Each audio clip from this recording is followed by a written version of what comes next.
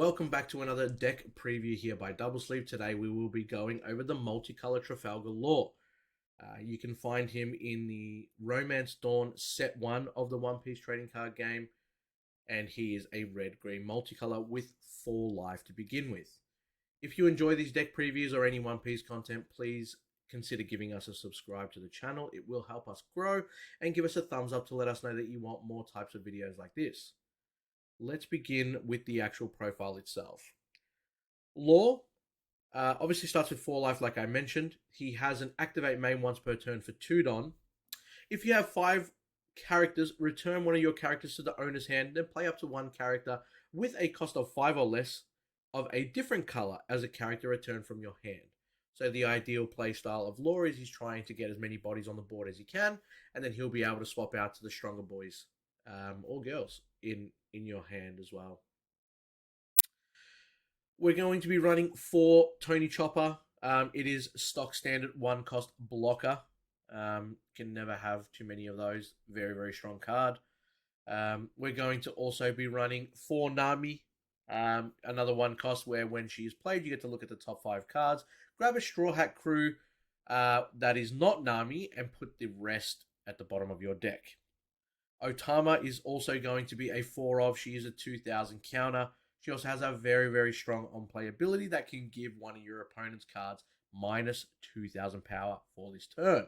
She pairs up very well with Nico Robin, which I will talk about in a little bit. But first, we're going to go over to Brook. Another counter with 2000 power. A 2-cost 3000 power himself.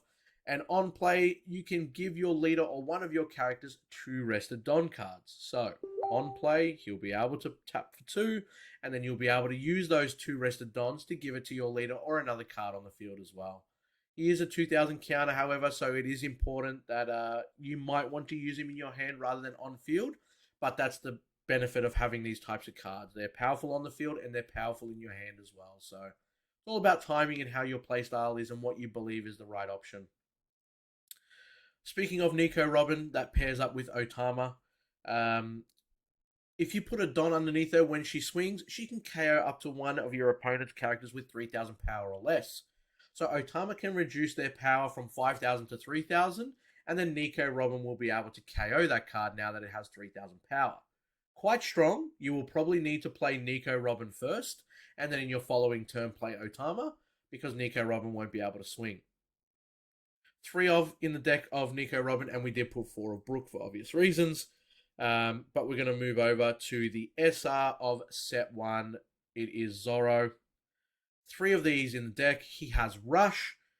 He is a 3-cost 5k power that will be able to put pressure on your opponent straight away.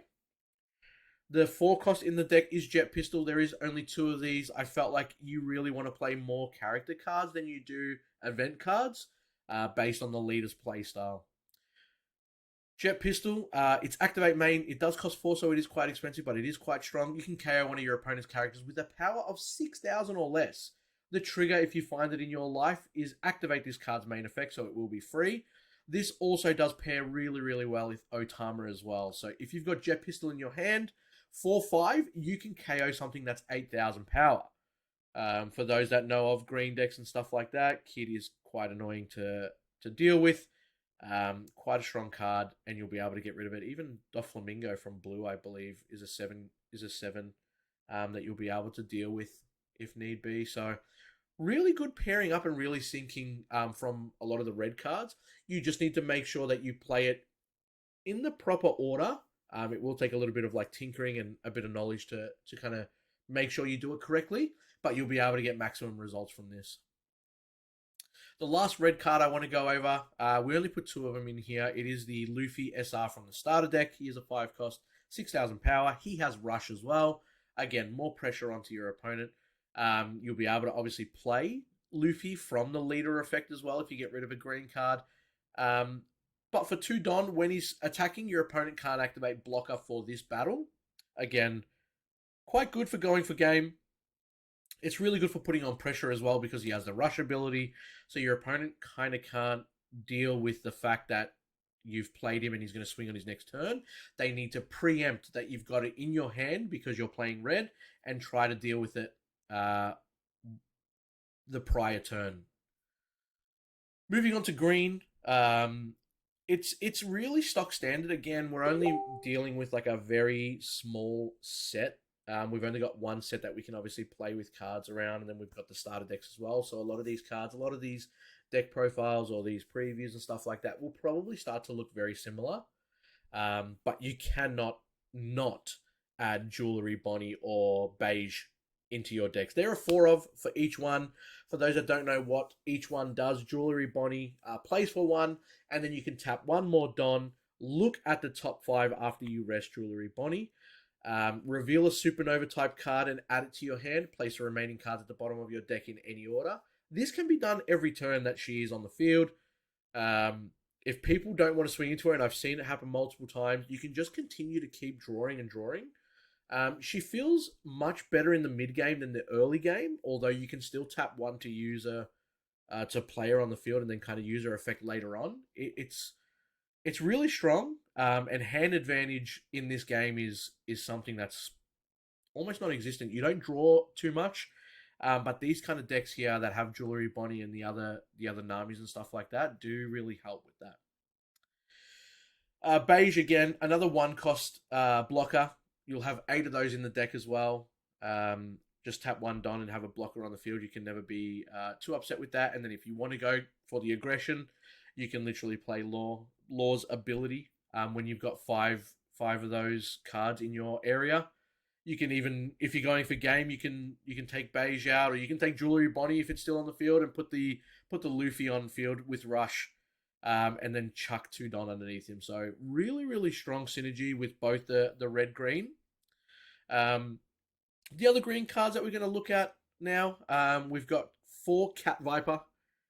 On play, it can rest one of your opponent's cards with a cost of 3 or less, regardless of the power. So again, kind of deals with those blockers if you want to kind of swing for game. Very strong. Also is able to obviously rest those cards, and then you can swing into them, because we have seen a lot of 3 cost or less have really strong effects while they're sitting on the board. So really important card to put in. I believe it's quite strong, and that's why I chucked it at 4. For Killer, we've only got 2 of these. It is a 2 cost, 2,000 power. It is a blocker, but if you put 1 Don underneath, when Killer uses its block, if you control 3 or more characters, draw 1 card. So even if it does get KO'd, still really strong to be able to replenish itself and put a card back into your hand. I've only put it at 2 because, again, the whole point of this deck is to kind of play your weenies and then bring the big boys out. So you've got 8 blockers already with the 1 cost. It's probably not going to be too sought after, but it still makes up the deck. Izu is at 4. She's 3 cost, 3,000 power. It is another 2,000 counter card. You can see why I've kind of chucked all these up for. 2,000 combo power is so strong. It saves you from using 2 1,000 counters. But also, as you can see from a lot of other cards, they don't have any counter powers. So it kind of makes up for the fact that they don't have any combo power at all. Yeah, she's at 4. On play, you get to rest up to one of your opponent's characters with a cost of 4 or less. Again, we were talking about it with Cat Viper. Super strong. Obviously, he can only rest up 3. 3 cost or less. Izu can rest up to 4 or less. But not only that, she is also a 3,000 power, the same as Cat Viper. Once you get these cards on the field and they have their on-play effects triggered, you probably don't really need them too much. I don't really find myself attaching 2 Don to Izu or Cat Viper. It's more just filling up the board with 5, using Trafalgar Law's ability to bring out the Luffy, and then swinging from there. If we go over to the 5 cost in green, again, which is what we'll probably be doing for the opposite, we'll be bouncing back red cards. We've got 4 of the Law. He is the SR from Romance Dawn. He is a blocker, and then on play, you may return one of your characters to your hand. Play 1 character card with a cost of 3 or less from your hand. Again, you can play the Law for 5, or even from the leader. Then you can play Izu as well. On play, she'll rest a character with 4 or less, which kind of just is super strong, but can also play Zoro if you really wanted to. And then he can swing for 5k because he's got Rush. Really good synergy with this deck, I find, and you'll be able to kind of play it in your own playstyle. And then we've got 2 of the SRs from the starter deck as well. It is Trafalgar Law, and on play you can set one of your Supernovas or Heart Pirates rested with a cost of 5 or less back to active. So a lot of really, really good synergy. You really need to time this perfectly. For example, um, you can play Law, which will be able to play Zorro, which will be able to rush swing. Then you can play the other Law, and then he'll be able to restand Zorro and then swing again. On the other side, you can kind of bounce one back from the Law ability of your leader. You can play Monkey D. Luffy. He's got Rush. You'll probably put 2 Dons under him if they've got a blocker. He'll be able to swing. Then you'll be able to play the other Law, which will be able to play. Sorry, which will be able to restand the Luffy, and you'll be swinging twice with an 8K Luffy that ignores blockers. So a lot of synergy with this deck. I really, really like the style of this red green. We've obviously seen other red green leaders as well that have completely different style of play. But I do prefer Trafalgar Law's style, and I do think that he will be quite strong, quite powerful when he comes out. And hopefully you guys enjoy the deck list as well, and you guys might be picking this up when it comes out. But that's it for today, guys, for this video. If you did enjoy, don't forget to check out our other deck previews as well. Don't forget to like the video if you enjoyed it. Subscribe to the channel for more. But also let us know in the comments if you would change any ratios, or you would make any changes. Again, we're not playing with a big sample size. I understand that. This is what I believe to be something that will be very solid when it comes out. But let me know if you would change anything, and if there's anything that you might incorporate into this deck. But until next time, guys, thank you so much. Take care, and hopefully see you in some of our other videos.